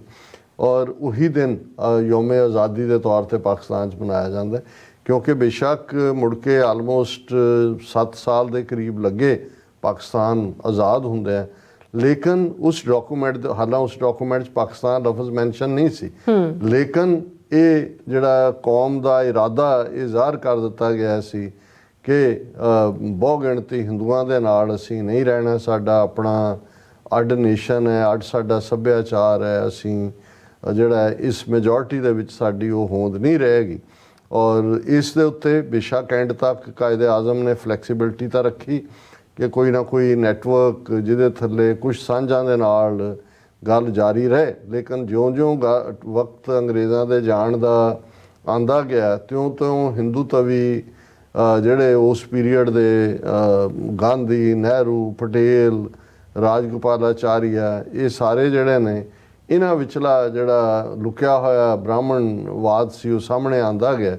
ਔਰ ਅਖੀਰ ਤੇ ਫਿਰ ਉਹ ਸਟੇਜ ਆਈ ਕਿ ਜਿਨ੍ਹਾਂ ਨੇ ਇਸ ਲਾਈਨ ਦੇ ਉੱਤੇ ਹੀ ਜਿਹੜਾ ਉਹ ਸਟੈਂਡ ਲਿਆ ਕਿ we Pakistan and nothing less than Pakistan. So ਮੈਂ ਇਸ ਦਾ ਕੰਪੈਰੀਜ਼ਨ ਦੇ ਰਿਹਾ ਕਿ ਭਾਈ ਬਹੁਤ ਵਾਰ ਇਹ ਹੁੰਦਾ ਕਿ ਵੀ ਤੁਸੀਂ ਜਿਹੜਾ ਜਦੋਂ ਇੱਕ ਰਾਹ ਦਸੇਰਾ ਬਣਾ ਦਿੰਦੇ ਹੋ ਤੇ ਫਿਰ ਉਸ ਦੇ ਉੱਤੇ ਕੌਮਾਂ ਤੁਰ ਪੈਂਦੀਆਂ। ਅਸੀਂ ਜਿਹੜਾ ਆਲਰੇਡੀ 3 ਹਿੱਸਿਆਂ 'ਚ ਅਸੀਂ ਡਿਸਕਸ ਕਰ ਚੁੱਕੇ ਹਾਂ, ਅੱਜ ਜਿਹੜਾ ਫਾਈਨਲ ਹੋਏਗਾ। ਔਰ ਇਸ ਦੇ ਨਾਲ ਹੀ ਅਸੀਂ ਜਿੱਥੇ ਕੱਲ ਛੱਡਿਆ ਸੀ, ਮੈਂ ਲਾਸਟ ਪੈਰਾਗ੍ਰਾਫ ਕੱਲ ਵਾਲਾ ਦੁਹਰਾ ਦਿੰਦਾ ਕਿ ਅੱਜ ਕੱਲ੍ਹ ਦੀ ਭਾਰਤ ਸਰਕਾਰ ਸ਼ੰਕਰਾਚਾਰੀਆ ਦੀ ਪਾਲਿਸੀ ਤੇ ਦ੍ਰਿੜਤਾ ਨਾਲ ਚੱਲਦਿਆਂ ਹੋਇਆਂ ਸਭ ਸਿਆਸੀ, ਸੱਭਿਆਚਾਰਕ, ਆਰਥਿਕ, ਪ੍ਰਬੰਧਕੀ ਅਤੇ ਫੌਜੀ ਸਾਧਨ ਵਰਤ ਕੇ ਸਿੱਖ ਅਤੇ ਸਿੱਖੀ ਦਾ ਭਾਰਤ ਵਿੱਚੋਂ ਖੁਰਾ ਖੋਜ ਮਿਟਾਉਣ ਤੇ ਤੁਲੀ ਹੋਈ ਹੈ। ਇਹੋ ਹੀ ਸਹੀ ਅਰਥ ਹਨ ਬ੍ਰਾਹਮਣਵਾਦ ਦੇ ਸਹਿਨਸ਼ੀਲ ਹੋਣ ਦੇ ਝੂਠੇ ਦਾਅਵਿਆਂ ਦੇ। ਆਜ਼ਾਦ ਭਾਰਤ ਵਿੱਚ ਘੱਟ ਗਿਣਤੀ ਮਜ਼ਹਬਾਂ, ਧਰਮਾਂ ਉੱਤੇ ਪਾਬੰਦੀਆਂ ਲਾਉਣ ਦਾ, ਭਾਰਤ ਦੀ ਲੋਕ ਸਭਾ ਵਿੱਚ ਹਿੰਦੂਆਂ ਦੇ ਧਰਮ ਤਬਦੀਲ ਕਰਨ ਉੱਤੇ ਪਾਬੰਦੀ ਲਾਉਣ ਦੀ ਮੰਗ ਉੱਠਦੀ ਰਹੀ ਹੈ। ਹਾਈ ਕੋਰਟ ਵਿੱਚ ਮੁਸਲਮਾਨਾਂ ਦੇ ਧਾਰਮਿਕ ਗ੍ਰੰਥ ਕੁਰਾਨ ਸ਼ਰੀਫ ਤੇ ਪਾਬੰਦੀ ਦੀ ਮੰਗ ਖੜੀ ਹੋਈ। ਇਹਦੇ ਤੱਕ ਅਸੀਂ ਵਿਚਾਰ ਕਰ ਲਿਆ ਸੀ। ਹੁਣ ਸਿੱਖਾਂ ਦੇ ਸਰਬਨਾਸ਼, ਸਿੱਖਾਂ ਦੇ ਧਾਰਮਿਕ ਨਿਸ਼ਾਨਾਂ ਨੂੰ ਫੌਜੀ ਤਾਕਤ ਦੀ ਵਰਤੋਂ ਨਾਲ ਢਾਹ ਢੇਰੀ ਕਰਨਾ, ਸਿੱਖੀ ਦਾ ਪ੍ਰਚਾਰ ਕਰਨ ਵਾਲੇ ਕੀਰਤਨੀ ਜਥਿਆਂ ਨੂੰ ਝੂਠੇ ਮੁਕੱਦਮਿਆਂ ਵਿੱਚ ਫਸਾ ਕੇ ਜੇਲ੍ਹ ਵਿੱਚ ਡੱਕਣਾ ਅਤੇ ਪਿੰਡ ਵਿੱਚ ਸਿੱਖ ਗ੍ਰੰਥੀਆਂ ਨੂੰ ਡਰਾਉਣਾ, ਝੂਠੇ ਕੇਸਾਂ ਅਤੇ ਬਗੈਰ ਕੇਸ ਦਰਜ ਕੀਤਿਆਂ ਥਾਣੇ ਅਤੇ ਜੇਲ੍ਹਾਂ ਵਿੱਚ ਡੱਕੀ ਰੱਖਣਾ ਸਪਸ਼ਟ ਸਬੂਤ ਹੈ ਭਾਰਤ ਸਰਕਾਰ ਦੀ ਸਿੱਖਾਂ ਪ੍ਰਤੀ ਅਤਿਅੰਤ ਦੁਸ਼ਮਣੀ ਦੀ ਭਾਵਨਾ ਦਾ। ਅਸੀਂ ਪਹਿਲਾਂ ਹੀ ਜ਼ਿਕਰ ਕਰ ਚੁੱਕੇ ਹਾਂ ਕਿ ਸਿੱਖੀ ਪ੍ਰਚਾਰ ਦੇ ਮਿਹਨਤ ਸਦਕਾ ਪੈਦਾ ਕੀਤੇ ਹੋਏ ਤਿਆਰ ਬਰ ਤਿਆਰ ਅੰਮ੍ਰਿਤਧਾਰੀ ਸਿੰਘ ਕਿਵੇਂ ਸਰਕਾਰੀ ਫੌਜੀ ਬਾਤਚੀਤ ਐਲਾਨਾਂ ਰਾਹੀਂ ਸਰਬਨਾਸ਼ ਦਾ ਨਿਸ਼ਾਨਾ ਬਣਾਏ ਗਏ ਹਨ ਅਤੇ ਬਣਾਏ ਜਾ ਰਹੇ ਹਨ। ਹੁਣ ਅਸੀਂ ਇਹ ਦੇਖ ਰਹੇ ਹਾਂ ਕਿ ਜਿਹੜੀ ਗੱਲ ਅੱਜ ਦੇਖਣ ਚਾਹਦੀ ਹੈ ਭਾਈ ਅੰਮ੍ਰਿਤਪਾਲ ਸਿੰਘ ਦੇ ਹਵਾਲੇ ਨਾਲ, ਭਾਈ ਅੰਮ੍ਰਿਤਪਾਲ ਸਿੰਘ ਦਾ ਵੀ ਸਭ ਤੋਂ ਵੱਡਾ ਕਸੂਰ ਇਹੀ ਹੈ ਕਿ ਉਹਨਾਂ ਨੇ ਅੰਮ੍ਰਿਤ ਛਕਣ ਦੇ ਉੱਤੇ ਇੱਕ ਮੁਹਿੰਮ ਖੜੀ ਕੀਤੀ, ਪੰਜਾਬ ਦੇ ਵਿੱਚ ਭਰਵਾਂ ਸਹਿਯੋਗ ਮਿਲਿਆ ਔਰ ਇਹ ਲਗਾਤਾਰਤਾ ਦੇ ਨਾਲ ਹਜ਼ਾਰਾਂ ਨੌਜਵਾਨ ਜਿਨ੍ਹਾਂ ਨੇ ਨਸ਼ਿਆਂ ਨੂੰ ਛੱਡਿਆ ਅੰਮ੍ਰਿਤਧਾਰੀ ਬਣੇ ਔਰ ਸਰਕਾਰ ਲਈ। ਔਰ ਅੱਜ ਵੀ ਇੱਕ ਸੱਜਣ ਜਿਹੜੇ ਗੱਲਬਾਤ ਫੋਨ ਤੇ ਕਰ ਰਹੇ ਸੀ, ਉਹ ਕਹਿੰਦੇ ਜੀ ਕਿ ਵੀ ਭਾਈ ਅੰਮ੍ਰਿਤਪਾਲ ਸਿੰਘ ਜਾਂ ਦੂਸਰੇ 9 ਹੋਰ ਸਿੰਘ ਜਿਨ੍ਹਾਂ ਦੇ ਉੱਤੇ NSA ਲਾਇਆ ਗਿਆ ਔਰ ਡਿਬਰੂਗੜ੍ਹ ਭੇਜਿਆ ਗਿਆ, ਉਹਨਾਂ ਨੇ ਕਿਹਾ ਵੀ ਪੰਜਾਬ 'ਚ ਵੀ ਜਿਹੜੇ ਲੋਕ ਇਹ ਸਮਝਦੇ ਸੀ ਕਿ ਵੀ ਨਹੀਂ ਚਲੋ ਇੱਥੇ ਹੁਣ ਬਦਲ ਗਿਆ ਹਾਲਾਤ ਭਗਵੰਤ ਮਾਨ ਦੀ ਸਰਕਾਰ ਨਾਲ ਜਾਂ ਹੁਣ ਉਹ ਦੂਜਾ ਨੇ, ਕਹਿੰਦੇ ਵੀ ਉਹ ਵੀ ਇਸ ਸਖਤੇ ਵਿੱਚ ਚਲੇ ਗਏ ਕਿ ਵੀ ਅੰਮ੍ਰਿਤਪਾਲ ਸਿੰਘ ਦਾ ਕਸੂਰ ਕੀ ਹੈ, ਬਿਲਕੁਲ ਬਾਕੀਆਂ ਦਾ ਕਸੂਰ ਕੀ ਹੈ। ਉਹਨਾਂ ਨੇ ਕਿਹਾ ਕਿ ਭਾਈ ਜੇ ਇਹ ਹਾਲ ਹੈ ਤੇ ਅਸੀਂ ਵਾਕਿਆ ਹੀ ਸਾਡੇ ਲਈ ਜਿਹੜਾ ਹੈ ਉਹ ਆਪਣਾ ਨੇਸ਼ਨ ਹੋਣਾ ਬੜਾ ਜ਼ਰੂਰੀ ਹੈ। ਔਰ ਉਹ ਇੱਕ ਉੱਗੇ ਗਾਇਕ ਦਾ ਨਾਂ ਲੈ ਰਿਹਾ ਸੀ, ਹਾਲਾਂ ਉਹ ਸਿੱਖੀ ਸਰੂਪ ਚ ਵੀ ਨਹੀਂ ਹੈ, ਪੰਜਾਬੀ ਦਾ ਗਾਇਕ। ਉਹ ਕਹਿੰਦਾ ਜੀ ਉਹਨੇ ਵੀ ਇੱਕ ਥਾਂ ਬੈਠਿਆ ਕਿਹਾ ਵੀ ਇਹ ਨੇਸ਼ਨ ਤੋਂ ਬਿਨਾਂ ਆਪਣੀ ਗੱਲ ਬਣਨੀ ਨਹੀਂ ਹੈ। ਔਰ ਉਹਨੇ ਕਿਹਾ ਵੀ ਹਾਂ ਇਹ ਹੁਣ ਸਾਡਾ ਬਣੇ ਕਿਵੇਂ ਜਦੋਂ ਤੱਕ ਸਾਡੀ ਕੋਈ ਬਾਂਹ ਨਾ ਫੜੇ ਜਾਂ ਦੂਜੇ।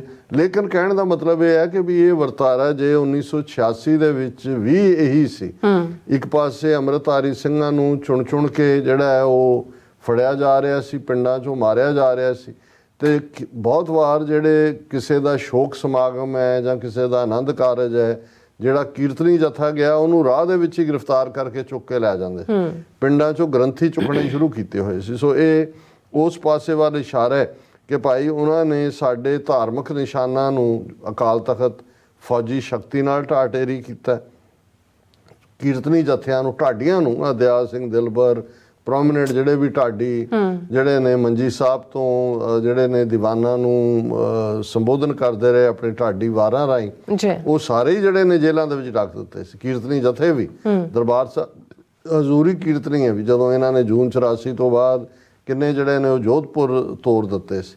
ਕੁਛ ਤਾਂ ਮੌਕੇ ਤੇ ਜਿਵੇਂ ਭਾਈ ਅਮਰੀਕ ਸਿੰਘ ਸੂਰਮੇ ਸਿੰਘ ਸੀ, ਉਹਨਾਂ ਨੂੰ ਮੌਕੇ ਤੇ ਸ਼ਹੀਦ ਕਰਤਾ ਸੀ, ਔਰ ਬਾਕੀਆਂ ਨੂੰ ਬਹੁਤ ਜਿਹੜਾ ਹੈ ਉਹ ਜ਼ਲੀਲ ਕੀਤਾ। ਸੋ ਉਹਨਾਂ ਨੇ ਇਹ ਕਿਹਾ ਕਿ ਭਾਈ ਇਹ ਝੂਠੇ ਕੇਸ ਜੇਲ੍ਹਾਂ 'ਚ ਡੱਕਣਾ, ਔਰ ਉਹਨਾਂ ਨੇ ਕਿਹਾ ਵੀ ਇਹ ਜਿਵੇਂ ਬਾਤਚੀਤ ਦਾ ਹਵਾਲਾ ਉਹਦੇ 'ਚ ਫੇਰ ਦਿੱਤਾ ਗਿਆ ਕਿ ਭਾਈ ਕਿਵੇਂ ਸਿੱਖਾਂ ਨੂੰ ਜਿਹੜਾ ਨਿਸ਼ਾਨਾ ਬਣਾਇਆ ਗਿਆ, ਕਿਉਂਕਿ ਏਜੰਡਾ ਸਿੱਖਾਂ ਦਾ ਸਰਬਨਾਸ਼ ਹੈ। ਜਦੋਂ ਟੋਟਲ ਵਾਰ ਕਿਹਾ ਜਾਂਦਾ ਹੈ ਉਦੋਂ ਇਹਦਾ ਮਤਲਬ ਹੁੰਦਾ ਹੈ ਵੀ ਟੋਟਲ ਡਿਸਟਰਕਸ਼ਨ। ਸਰਕਾਰ ਆਪਣੇ ਸਿੱਖ ਵਿਰੋਧੀ ਇਰਾਦਿਆਂ ਅਤੇ ਕੁਕਰਮਾਂ ਉੱਤੇ ਝੂਠ ਦੇ ਪ੍ਰਚਾਰ ਰਾਹੀਂ ਸਿੱਖਾਂ ਨੂੰ ਅੱਤਵਾਦੀ, ਕਾਤਲ ਅਤੇ ਦੇਸ਼ ਧਰੋਹੀਆਂ ਦਾ ਨਾਮ ਦੇ ਕੇ ਮਨੁੱਖੀ ਹੱਕਾਂ ਤੋਂ ਵਾਂਝਿਆ ਕਰ ਚੁੱਕੀ ਹੈ ਅਤੇ ਆਪਣੀ ਰਾਜਸੀ ਸ਼ਕਤੀ ਦੀ ਵਰਤੋਂ ਕਰਕੇ ਬਾਕੀ ਸਾਰੀ ਦੁਨੀਆ ਦੀਆਂ ਸਰਕਾਰਾਂ, ਹਕੂਮਤਾਂ ਨੂੰ ਇਸ ਪੱਖੋਂ ਹਨੇਰੇ ਵਿੱਚ ਰੱਖਣ ਲਈ ਕਾਮਯਾਬ ਰਹੀ ਹੈ। ਇਸ ਮੰਤਵ ਦੀ ਪੂਰਤੀ ਲਈ ਸੈਂਸਰਸ਼ਿਪ, ਪੰਜਾਬ ਵਿੱਚ ਵਿਦੇਸ਼ੀ ਪੱਤਰਕਾਰਾਂ ਤੇ ਅਖਬਾਰ ਨਵੀਸਾਂ ਦੇ ਦਾਖਲੇ ਤੇ ਪਾਬੰਦੀ 1984 ਤੋਂ ਲਗਾਤਾਰ ਚਲੀ ਆ ਰਹੀ ਹੈ। ਜੇ ਕਿਸੇ ਸੰਸਥਾ ਜਾਂ ਵਿਅਕਤੀ ਨੇ ਸਿੱਖਾਂ ਦੇ ਕਤਲਾਂ ਦਾ ਬੀਜਨਾਸ਼ ਦੀ ਕੋਈ ਖਬਰ ਦਿੱਤੀ ਤਾਂ ਉਸ ਤੇ ਸਰਕਾਰ ਦਾ ਪ੍ਰਕੋਪ ਬਿਜਲੀ ਵਾਂਗ ਢਹਿ ਪਿਆ। ਹੁਣ ਅਸੀਂ 1986 ਦੀ ਗੱਲ ਕਰ ਰਹੇ ਹਾਂ, 37 ਸਾਲ ਬਾਅਦ ਦੇਖੋ ਅੱਜ ਪ੍ਰੈਸ ਦੀ ਫਰੀडम ਦਾ ਕੀ ਹਾਲ ਹੈ। ਔਰ ਅਸੀਂ ਡਿਸਕਸ ਕਰਾਂਗੇ ਕਿ ਬਾਰਡਰਸ, ਰਿਪੋਰਟਰਸ ਵਿਦਆਊਟ ਬਾਰਡਰਸ ਦੀ ਰਿਪੋਰਟ ਨੇ ਕਿਵੇਂ ਭਾਰਤ ਨੂੰ ਕਿਸ ਸ਼ਰਮਨਾਕ ਦਰਜੇ ਦੇ ਉੱਤੇ ਰੱਖਿਆ। ਲੇਕਿਨ ਜੇ ਅੱਜ ਜਦੋਂ ਕਿ ਹਿੰਦੂ ਤਵੀਆਂ ਦੀ ਸਿੱਧੀ ਸਰਕਾਰ ਹੈ, ਇਹ ਹਾਲ ਹੈ, ਲੇਕਿਨ ਇਹੀ ਹਾਲ 84 ਤੋਂ ਬਾਅਦ ਪੰਜਾਬ 'ਚ ਜਿਹਦਾ ਉਹਨਾਂ ਨੇ ਜ਼ਿਕਰ ਕੀਤਾ ਹੈ ਕਿ ਭਾਈ ਉਹਨਾਂ ਨੇ ਜੋ ਸਰਕਾਰ ਸਿੱਖਾਂ ਤੇ ਜ਼ੁਲਮ ਕਰ ਰਹੀ ਹੈ, ਕੁਕਰਮ ਕਰ ਰਹੀ ਹੈ, ਉਹਨਾਂ ਤੇ ਪਰਦਾ ਪਾਉਣ ਲਈ ਉਹਨਾਂ ਨੇ ਸਿੱਖਾਂ ਨੂੰ ਅੱਤਵਾਦੀ, ਕਾਤਲ ਤੇ ਦੇਸ਼ ਧਰੋਹੀ ਇਹ ਨਾਮ ਘੜੇ ਨੇ। ਸਿੱਖਾਂ ਦੇ ਮਨੁੱਖੀ ਹੱਕ ਖੋਏ ਹੋਏ ਨੇ, ਔਰ ਇਹ ਜਿਹੜੀ ਹੈ ਇਸ ਪੱਖੋਂ ਆਪਣੀ ਉਹ ਰਾਜਸੀ ਸ਼ਕਤੀ ਵਰਤ ਕੇ ਆਪਣੀਆਂ ਬਾਹਰਲੀਆਂ ਐਮਬੈਸੀਆਂ, ਕੌਂਸਲੇਟਾਂ ਰਾਹੀਂ ਵੀ ਸਿੱਖਾਂ ਦੇ ਖਿਲਾਫ ਭੰਡੀ ਪ੍ਰਚਾਰ ਕਰ ਰਹੇ ਨੇ। ਪੰਜਾਬ ਦੇ ਵਿੱਚ ਪੂਰੀ ਤਰ੍ਹਾਂ ਸੈਂਸਰਸ਼ਿਪ ਹੈ। ਹੁਣ 84 ਤੋਂ ਬਾਅਦ ਪੰਜਾਬ 'ਚ ਬਿਲਕੁਲ even human rights groups, Amnesty international, human right watch, ਸਭ ਦੇ ਵੜਨ ਤੇ ਪਾਬੰਦੀ ਰਹੀ ਹੈ ਕਿ ਪੰਜਾਬ ਦੇ ਵਿੱਚ ਸੈਂਸਰਸ਼ਿਪ ਹੈ। ਕੋਈ ਬਾਹਰਲਾ ਪੱਤਰਕਾਰ ਜਾਂ ਅਖਬਾਰ ਨਵੀਸ ਪੰਜਾਬ ਦੇ ਵਿੱਚ ਆ ਨਹੀਂ ਸਕਦਾ, ਤੇ ਜੇ ਕਿਸੇ ਨੇ ਕੋਈ ਖਬਰ ਲਾ ਵੀ ਦਿੱਤੀ, ਹੁਣ ਉਹਦੀ ਸਭ ਤੋਂ ਵੱਡੀ ਐਗਜ਼ਾਮਪਲ ਈਵਨ ਬ੍ਰਹਮ ਚਲਾਨੀ ਹੈ। ਹੁਣ ਅੱਜ ਦਾ ਬ੍ਰਹਮ ਚਲਾਨੀ ਤਾਂ ਪੂਰਾ ਹਿੰਦੂ ਤੋਂ ਵੀ ਬਣਿਆ ਹੋਇਆ, ਪਰ ਉਸ ਵੇਲੇ ਬ੍ਰਹਮ ਚਲਾਨੀ ਐਸੋਸੀਏਟਡ ਪ੍ਰੈਸ ਦਾ ਰਿਪੋਰਟਰ ਸੀ, ਔਰ ਜਦੋਂ ਸਾਰੇ ਪੱਤਰਕਾਰ ਬਾਹਰ ਕੱਢੇ ਜੂਨ 84 ਦੇ ਪਹਿਲੇ ਹਫ਼ਤੇ ਅਖੀਰ 'ਚ ਪਹੁੰਚਿਆ, ਇੱਕ ਹੋਟਲ 'ਚ ਉਹਨੇ ਐਂਟਰੀ ਕੀਤੀ ਤਾਂ ਉਹਦਾ ਨਾਂ ਲਿਸਟ 'ਚ ਨਹੀਂ ਸੀ। ਸੋ ਉਹਨੇ ਉਹਨੂੰ ਕਵਰ ਕੀਤਾ, ਉਹਨੇ ਦੇਖਿਆ ਡੈਡ ਬਾਡੀਜ਼ ਕਿਵੇਂ ਉਹਨਾਂ ਦੀਆਂ ਸਿੱਖਾਂ ਦੀਆਂ ਪੱਗਾਂ ਨਾਲ ਹੀ ਉਹਨਾਂ ਦੀਆਂ ਬਾਹਾਂ ਬੰਨੀਆਂ ਹੋਈਆਂ, ਡਾਕਟਰਾਂ ਨੂੰ ਇੰਟਰਵਿਊ ਕੀਤਾ। ਔਰ ਪੰਜਾਬ, ਹਰਿਆਣਾ, ਚੰਡੀਗੜ੍ਹ ਤਾਂ ਡਿਸਟਰਬਡ ਏਰੀਆ ਐਕਟ ਲਾਇਆ ਹੋਇਆ ਸੀ, ਸ਼ਿਮਲਾ ਨਹੀਂ ਸੀ ਲੱਗਾ ਹੋਇਆ ਹਿਮਾਚਲ। ਸੋ ਉਹ ਟਰੈਵਲ ਕਰਕੇ ਸ਼ਿਮਲੇ ਤੋਂ ਉਹਨੇ ਡਿਸਪੈਚ ਭੇਜੇ ਕਿ ਹੋ ਕੀ ਰਿਹਾ। ਉਸ ਤੋਂ ਪਤਾ ਲੱਗਾ ਕਿ ਕਿਵੇਂ ਜਿਹੜਾ ਉਹਨਾਂ ਨੇ ਮਿਊਨਿਸਪਲ ਕਮੇਟੀ ਦੇ ਜਿਹੜੇ ਵੱਡੇ ਗੰਦ ਢੋਣ ਵਾਲੇ ਟਰੱਕ ਸੀ ਉਹਨਾਂ 'ਚ ਡੈਡ ਬਾਡੀਜ਼ ਢੋਈਆਂ, ਅੱਧ ਮਰਿਆਂ ਨੂੰ ਵੀ ਜਿਹੜਾ ਉਹ ਸਾੜਿਆ ਔਰ ਕਿਸ ਹਾਲਤ ਕੀਤਾ। ਔਰ ਉਸ ਦੇ ਖਿਲਾਫ ਟਾਡਾ ਕਾਨੂੰਨ ਥੱਲੇ ਕੇਸ ਰਜਿਸਟਰ ਕਰ ਲਿਆ ਗਿਆ ਸੀ। ਹਾਲਾਂ ਬਾਅਦ 'ਚ ਉਹਨੂੰ ਬੈਸਟ ਰਿਪੋਰਟਰ ਦਾ ਅਵਾਰਡ ਵੀ ਮਿਲਿਆ ਕਿਉਂਕਿ ਉਹਨੇ ਕਵਰੇਜ ਕੀਤੀ, ਪਰ ਉਹ ਇੰਨਾ ਟਾਡਾ ਔਰ ਦੂਸਰੇ ਇੰਨੇ ਕਾਨੂੰਨਾਂ ਦੇ ਥੱਲੇ ਉਹ ਪਿਸਿਆ ਗਿਆ ਰਿਹਾ ਕਿ ਮੁੜ ਕੇ, ਔਰ ਮੈਨੂੰ ਯਾਦ ਹੈ ਕਿ 1900 ਸ਼ਾਇਦ 95-96 ਚ ਰੈਂਡ ਇੱਕ ਬਹੁਤ ਵੱਡਾ ਥਿੰਕ ਟੈਂਕ ਹੈ ਅਮਰੀਕਾ ਦਾ, LA ਕੈਲੀਫੋਰਨੀਆ ਚ, ਰੈਂਡ ਦੀ ਇੱਕ ਉਹਨਾਂ ਨੇ ਵਰਲਡ ਕੌਂਸਲ ਵੱਲੋਂ ਰੱਖੀ ਹੋਈ ਸੀ ਮੀਟਿੰਗ, ਵਰਲਡ ਕੌਂਸਲ ਅੱਡ ਨੂੰ ਸੱਦਦਾ ਤਾਂ ਉਹਨੂੰ ਵੀ ਸੱਦਿਆ ਹੋਇਆ ਸੀ, ਔਰ ਉਹਦੀ ਪ੍ਰੈਜੈਂਟੇਸ਼ਨ ਜਦੋਂ ਹੋਈ, 2-3 ਹੋਰ ਵੀ ਸੀ ਆਏ ਹੋਏ, ਤੇ ਮੈਂ ਉਹਦੇ ਚ ਉਹਨੂੰ ਸਵਾਲ ਵੀ ਪੁੱਛਿਆ, ਉਹਨੂੰ ਮੈਂ ਐਪਰੀਸ਼ੀਏਟ ਕੀਤਾ, ਬਹੁਤ ਸਾਰੇ ਬਾਹਰਲੇ ਰਿਪੋਰਟਰ ਔਰ ਬੈਠੇ ਸੀ ਕਿ ਵੀ ਤੂੰ ਬਹੁਤ ਜ਼ਬਰਦਸਤ ਕੰਮ ਕੀਤਾ ਸੀ, ਔਰ ਦੂਸਰਾ ਔਰ ਇਹ ਜਿਹੜਾ ਹਮੇਸ਼ਾ ਇਸੇ ਕੌਮ ਤੁਹਾਨੂੰ ਯਾਦ ਰੱਖੇਗੀ ਇਹ ਉਹ। ਉਹਨੇ ਬੜਾ ਪੋਲਾਈਟ ਜਿਹਾ ਜਵਾਬ ਦਿੱਤਾ, ਕੋਈ ਨਹੀਂ। ਲੇਕਿਨ ਜਦੋਂ ਲੰਚ ਬ੍ਰੇਕ ਹੋਈ ਤੇ ਉਹ ਬਾਥਰੂਮ ਵੱਲ ਜਾ ਰਿਹਾ ਸੀ ਤੇ ਮੈਂ ਵੀ ਬਾਹਰ ਨਿਕਲਿਆ ਤੇ ਮੈਂ ਉਹਨੂੰ ਰੋਕ ਕੇ ਐਪਰੀਸ਼ੀਏਟ ਕੀਤਾ, ਮੈਂ ਕਿਹਾ ਤੁਸੀਂ ਯੂ ਆਰ ਵੈਰੀ ਹੰਬਲ ਇਨ ਐਕਨੋਲੇਜਿੰਗ, ਤੇ ਉਹਨੇ ਕਿਹਾ कि सरदार साहब आपको नहीं मालूम मुझे फिर किन हालातों से गुजरना पड़ा, अब आप बात मत कीजिए। सो ਉਹਨੂੰ ਇਹ ਖੌਫ ਸੀ, ਉਹਨੂੰ ਲੱਗਦਾ ਸੀ ਵੀ ਇੱਥੇ ਵੀ ਜੇ ਕੋਈ ਮੈਂ ਗੱਲ ਕੀਤੀ ਤੇ ਮੇਰੇ ਤੇ ਹੋਣਾ। ਸੋ ਹੁਣ ਤਾਂ ਉਹ ਪੂਰੀ ਤਰ੍ਹਾਂ ਉਹ ਹਿੰਦੂ ਤੋਂ ਵੀ ਥਿੰਕ ਟੈਂਕ ਉਹਨੇ ਬਣਾਇਆ ਹੋਇਆ ਦਿੱਲੀ 'ਚ ਬੈਠਾ। ਸੋ ਇਸ ਦੇ ਉੱਤੇ ਉਹਨਾਂ ਨੇ ਸਰਕਾਰ ਦੇ ਇਸ ਭੰਡੀ ਪ੍ਰਚਾਰ ਸਦਕਾ ਮਜ਼ਲੂਮ ਸਿੱਖਾਂ ਦਾ USA, ਇੰਗਲੈਂਡ, ਵੈਸਟ ਜਰਮਨੀ ਅਤੇ ਕੈਨੇਡਾ ਵਰਗੇ ਮਨੁੱਖੀ ਅਧਿਕਾਰਾਂ ਦੇ ਸਮਰਥਕ ਦੇਸ਼ਾਂ ਵਿੱਚ ਵੀ ਕਾਫੀਆ ਤੰਗ ਹੋਣ ਲੱਗਾ। ਹੁਣ ਤਾਂ ਅਸੀਂ ਹੁਣ ਦੀ ਗੱਲ ਕਰਦੇ ਹਾਂ, ਇਸ ਪੀਰੀਅਡ 'ਚ ਇਹਨਾਂ ਨੇ 84 ਤੋਂ ਬਾਅਦ ਕੁਇਕਲੀ ਐਕਸਟ੍ਰਾਡੀਸ਼ਨ ਟ੍ਰੀਟੀਆਂ ਸਾਈਨ ਕਰਨੀਆਂ ਸ਼ੁਰੂ ਕਰਤੀਆਂ ਬਾਹਰਲੇ ਮੁਲਕ। ਉਹਨਾਂ ਨੂੰ ਸੀ ਵੀ ਜਿਹੜੇ ਇੱਥੋਂ ਬਚ ਕੇ ਬਾਹਰ ਵੀ ਗਏ ਨੇ ਉਹਨਾਂ ਦਾ ਕਾਫੀਆ ਤੰਗ ਕਰੋ, ਉਹਨਾਂ ਨੂੰ ਲਿਆਓ, ਜ਼ਲੀਲ ਕਰੋ ਇੱਥੇ, ਤਾਂ ਕਿ ਕੋਈ ਰਸਤਾ ਨਾ ਰਹੇ। ਉਹਨਾਂ ਨੇ ਹਾਲਾਂ ਬ੍ਰਿਟਨ ਪੀਰੀਅਡ ਦੀ ਅਮਰੀਕਾ ਦੇ ਨਾਲ 1930-32 ਦੀ ਐਕਸਟ੍ਰਾਡੀਸ਼ਨ ਟ੍ਰੀਟੀ ਸੀ, ਉਹਦੇ 'ਚ ਬਹੁਤੇ ਨੋਰਮ ਸਖਤ ਨਹੀਂ ਸੀ ਔਰ ਬਹੁਤ ਔਖਾ ਸੀ ਕਿਸੇ ਨੂੰ ਲੈ ਕੇ ਜਾਣਾ। ਇਹਨਾਂ ਨੇ ਉਸ ਤੋਂ ਬਾਅਦ ਅਮਰੀਕਾ ਨਾਲ ਐਕਸਟ੍ਰਾਡੀਸ਼ਨ ਟ੍ਰੀਟੀ, ਕੈਨੇਡਾ ਦੇ ਨਾਲ, UK ਦੇ ਨਾਲ ਤਾਂ ਹੈ ਹੀ ਕੀਤੀ। ਫਿਰ ਈਵਨ ਛੋਟੇ ਮੁਲਕਾਂ ਆ ਜਿਹੜੇ ਹੁਣ ਮਲੇਸ਼ੀਆ ਜਾਂ ਥਾਈਲੈਂਡ ਜਾਂ ਨੇਪਾਲ, ਇਹਨਾਂ ਸਾਰਿਆਂ ਤੋਂ ਵੀ ਉਹ ਨੌਜਵਾਨਾਂ ਨੂੰ ਲਿਜਾ ਰਹੇ ਨੇ ਸਾਡੇ ਹੁਣ। ਇਹਦਾ ਕਾਰਨ ਉਹ ਟ੍ਰੀਟੀਆਂ ਉਹਨਾਂ ਨੇ ਸਾਈਨ ਕੀਤੀਆਂ, ਔਰ ਇਹ 1986 ਚ ਖਾਲਿਸਤਾਨ ਦੀ ਡੈਕਲੇਰੇਸ਼ਨ 'ਚ ਸਪਸ਼ਟ ਸੀ ਕਿ ਭਾਈ ਇਹ ਹੁਣ ਸਾਨੂੰ ਈਵਨ ਬਾਹਰ ਵੀ ਜੀਣ ਨਹੀਂ ਦੇਣਗੇ। ਔਰ ਅਸੀਂ ਦੇਖ ਰਹੇ ਹਾਂ ਕਿ ਵੀ 18 ਮਾਰਚ ਦੀਆਂ ਘਟਨਾਵਾਂ ਤੋਂ ਬਾਅਦ ਕਿਵੇਂ ਇਹਨਾਂ ਨੇ UK, ਆਸਟ੍ਰੇਲੀਆ, ਕੈਨੇਡਾ ਔਰ ਅਮਰੀਕਨ ਸਿਸਟਮ ਨੂੰ ਪ੍ਰੈਸ਼ਰ ਥੱਲੇ ਲਿਆਂਦਾ, ਔਰ ਕਿਸ ਕਿਸਮ ਦਾ ਜਿਹੜੀਆਂ ਨੇ ਉਹ ਮੈਲਾਈਨਿੰਗ ਲਾਈਨ ਚੱਲ ਰਹੀ। ਬ੍ਰਾਹਮਣਵਾਦ ਦੀ ਕਠਪੁਤਲੀ ਪ੍ਰੌਕਸੀ ਗਵਰਨਮੈਂਟ ਆਫ ਇੰਡੀਆ ਸੱਚਮੁੱਚ ਸਿੱਖ ਪੰਥ ਪਾਸੋਂ ਘੁੱਟ ਘੁੱਟ ਕੇ ਮਰ ਜਾऊं ਇਹ ਮਰਜ਼ੀ ਮੇਰੇ ਸਯਾਦ ਕੀ ਹੈ, ਸਾਡੇ ਮਰਨ ਦੀ ਆਸ ਲਾਈ ਬੈਠੀ ਹੈ। ਇਹ ਇੱਕ ਬੜਾ ਬ੍ਰਿਟਿਸ਼ ਪੀਰੀਅਡ ਦਾ ਪਪੂਲਰ ਇੱਕ ਸ਼ੇਅਰ ਸੀ ਕਿ ना अपील की इजाज़त, ना दलील की इजाज़त, ना इजाज़त अपील की है, घुट घुट के मर जाऊं ये मर्जी मेरे सयाद की। इस किस्म का सी कि बई साडे लिए कोई चॉइस नहीं है, ना कोई न्याय है, ना कोई, जिस तो एक टर्म निकली सी जी शहीद भगत सिंह नाल जोड़ी जाती है कि भी जिहदे च उन्हें कहा सी कि जदों अपील, वकील, दलील तीनों चीज़ां खत्म हो जाण फिर कोई गल सुनाण लई धमाके करने पैंदे। सो ये उस तो जिहड़ा वो शेर है शायद अकबर इलाहाबादी दा कि कहदा है कि घुट घुट के मर जाऊं ये मर्जी मेरे सयाद की है। कि यही आस ला रहे हैं कि भी असीं इन्हां दा काफिया इन्ना तंग कर दईए कि ये हौली हौली हौली घुट घुट के आप ही दम तोड़ जाण। अफसोस इस गल दा है कि सिखां नूं सिख गुरुआं ने मर्दां वांग मरना, छाती ताण के तुरना ते शेरां वांग अपना बोलबाला करना सिखाया। ये उन्हां दे पार्ट तो अफसोस है कि ब्राह्मणां नूं ये मैसेज दिता है कि बई तुसीं तां चाहुंदे हो कि असीं कुट कुट के मर जाइए, पर साडे गुरु ने सानूं मर्दां वांग मरना, छाती ताण के तुरना ते शेरां वांग अपना बोलबाला करना सिखाया है। ये संखेप जिहा वर्णन है भारत सरकार वालों सिखां विरुद्ध ऐलान कीते टोटल वॉर, सर्वनाश की लड़ाई छेड़न दा। ये लड़ाई जून 84 के ऑपरेशन नीला तारा अते ऑपरेशन वुड रोज़ नाल आरंभ हुई तो हुण तक दर पर दर जारी रखी जा रही। ਪਿੱਛੇ ਜੇ ਬੰਗਲਾਦੇਸ਼ ਸਰਕਾਰ ਨੇ ਸਿੱਖ ਭਾਰਤੀ ਸ਼ਹਿਰੀਆਂ ਦਾ ਆਪਣੇ ਮੁਲਕ ਵਿੱਚ ਦਾਖਲਾ ਬੰਦ ਕਰ ਦਿੱਤਾ ਹੈ, ਪਰ ਜਦੋਂ ਇਹ ਮਾਮਲਾ ਭਾਰਤ ਦੀ ਲੋਕ ਸਭਾ ਵਿੱਚ ਉਠਾਇਆ ਗਿਆ ਤਾਂ ਸਪੀਕਰ ਬਲਰਾਮ ਜਾਖੜ ਨੇ ਅਤਿਅੰਤ ਬੇਸ਼ਰਮੀ ਨਾਲ ਇਸ ਨੂੰ ਬੰਗਲਾਦੇਸ਼ ਦਾ ਆਪਣਾ ਨਿੱਜੀ ਮਾਮਲਾ ਦੱਸਿਆ।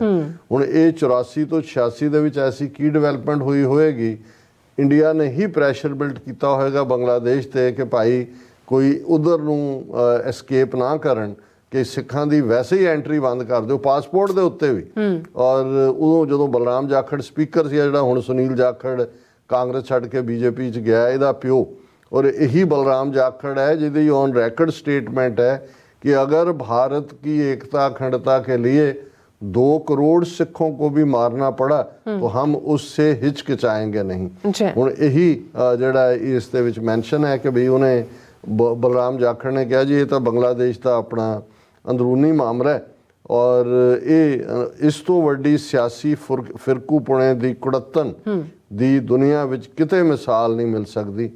ਭਾਰਤ ਸਰਕਾਰ ਦੀਆਂ ਸਾਰੀਆਂ ਸਿਆਸੀ ਜਥੇਬੰਦੀਆਂ, Bharatiya Janata party, CPI, CPM, ਸਾਰੇ ਦੇ ਸਾਰੇ ਇੱਕ ਆਵਾਜ਼ ਹੋ ਕੇ ਸਿੱਖਾਂ ਦੇ ਵਿਰੁੱਧ ਲਾਮਬੰਦ ਹੋ ਗਏ ਹਨ ਅਤੇ ਸਿੱਖਾਂ ਦੇ ਕਤਲੇਆਮ ਅਤੇ ਬੀਜਨਾਸ਼ ਉੱਤੇ ਹਾਂ ਦਾ ਨਾਰਾ ਵੀ ਨਹੀਂ ਮਾਰਿਆ।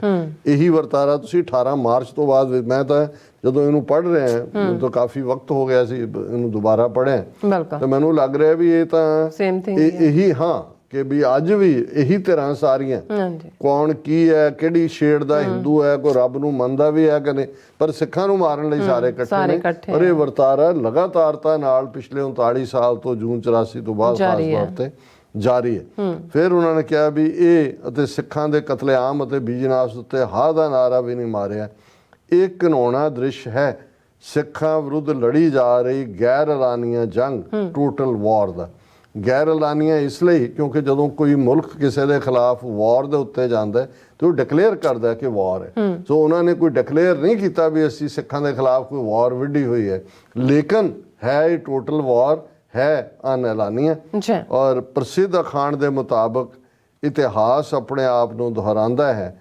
ਅੱਜ ਫੇਰ ਸ਼ਾਹ ਮੁਹੰਮਦ ਦੇ ਕਥਨ ਅਨੁਸਾਰ ਜੰਗ ਹਿੰਦ ਪੰਜਾਬ ਦਾ ਹੋਣ ਲੱਗਾ ਅਤੇ ਚੜ੍ਹੇ ਹਿੰਦੁਸਤਾਨੀ ਪੂਰਬੀ ਦੱਖਣੀ ਜੀ। ਇਹ ਅਸੀਂ ਅਕਸਰ ਜੰਗਨਾਮਾ ਸਿੰਘਾਂ ਫਰੰਗੀਆਂ ਜਿਹਨੂੰ ਕਿਹਾ ਜਾਂਦਾ, ਉਹਨਾਂ ਦਾ ਜੰਗਨਾਮਾ 1846 ਦੀ ਅੰਗਰੇਜ਼ਾਂ ਨਾਲ ਜੰਗ ਦਾ, ਜਿਹਦਾ ਓਰੀਜਨਲ ਨਾਂ ਜੰਗ ਹਿੰਦ ਪੰਜਾਬ ਦਾ ਸੀ। ਉਹਦੇ 'ਚੋਂ ਇਹ ਦੋਨੋਂ ਲਾਈਨਾਂ ਲਈਆਂ ਹੋਈਆਂ ਨੇ। ਇੱਕ ਸੀ ਜੰਗ ਹਿੰਦ ਪੰਜਾਬ ਦਾ ਹੋਣ ਲੱਗਾ, ਦੋਵੇਂ ਪਾਤਸ਼ਾਹੀ ਫੌਜਾਂ ਭਾਰੀਆਂ ਨੇ, ਅੱਜ ਹੋਵੇ ਸਰਕਾਰ ਤਾਂ ਮੁੱਲ ਪਾਵੇ, ਜਿਹੜੀਆਂ ਖਾਲਸੇ ਨੇ ਤੇਗਾਂ ਮਾਰੀਆਂ ਨੇ। ਤੇ ਦੂਸਰਾ ਕਈ ਕੋਟ ਚੜ੍ਹੇ ਪੂਰਬੀ ਦੱਖਣੀ ਜੀ। ਇਸ ਕਠਨ ਸਥਿਤੀ ਵਿੱਚ ਅੱਜ ਅਸੀਂ ਖਾਲਿਸਤਾਨ ਦਾ ਐਲਾਨ ਕਰਕੇ ਬਗੈਰ ਭਾਰਤ ਵਿਰੁੱਧ ਜਵਾਬੀ ਕਾਰਵਾਈ ਵਜੋਂ ਟੋਟਲ ਵਾਰ ਦਾ ਐਲਾਨ ਕਰਨ ਤੋਂ ਸੰਕੋਚ ਕੀਤਾ ਹੈ ਤਾਂ ਜੋ ਦੁਨੀਆ ਦੀ ਕਚਹਿਰੀ ਵਿੱਚ ਸਾਡੇ ਉੱਤੇ ਜਲਦਬਾਜ਼ੀ ਦਾ ਇਲਜ਼ਾਮ ਨਾ ਲੱਗ ਸਕੇ ਕਿ ਉਹਨਾਂ ਨੇ ਤਾਂ ਸਾਡੇ ਤੇ ਟੋਟਲ ਵਾਰ ਭਰਪਾ ਕੀਤੀ ਹੋਈ ਹੈ, ਪਰ ਅਸੀਂ ਅਜੇ ਜਲਦਬਾਜ਼ੀ 'ਚ ਇਹਨਾਂ ਦੇ ਖਿਲਾਫ ਟੋਟਲ ਵਾਰ ਨਹੀਂ ਐਲਾਨ ਰਹੇ। ਫਿਰ ਟੋਟਲ ਵਾਰ ਤਾਂ ਫਿਰ ਉਹੀ ਤੌਰ ਤਰੀਕੇ ਜੋ ਉਹ ਵਰਤ ਰਹੇ ਨੇ ਅਸੀਂ ਵੀ ਵਰਤਣ ਤੇ ਮਜਬੂਰ ਹੁੰਦੇ। ਹੁਣ ਅਸੀਂ ਕਲੋਜ਼ਿੰਗ ਵੱਲ ਜਾ ਰਹੇ।